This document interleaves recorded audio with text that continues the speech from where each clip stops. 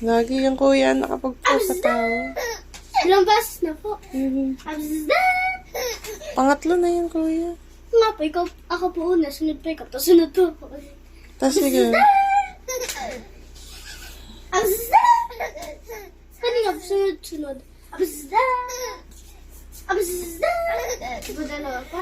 Pwede ka na hindi magpapalit-palit. Doon yata natutuwa sa ganun-ganun. Yung sa ganun siya natutuwa. Hindi mo na kailangan magpalit-palit.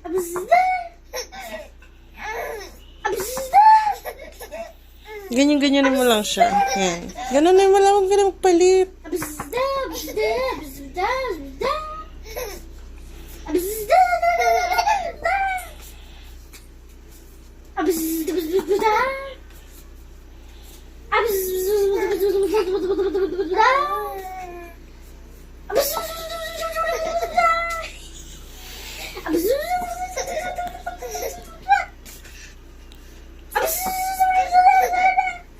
Maganda yung tawa kanina, no?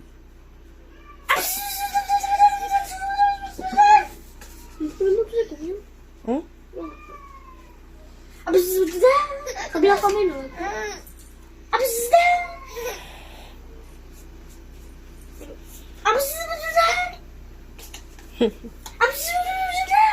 Gusto niya ata yung ginagato siya, ah.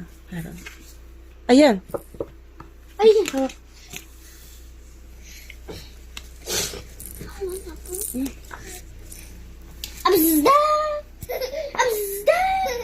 Oh, yun ang gusto.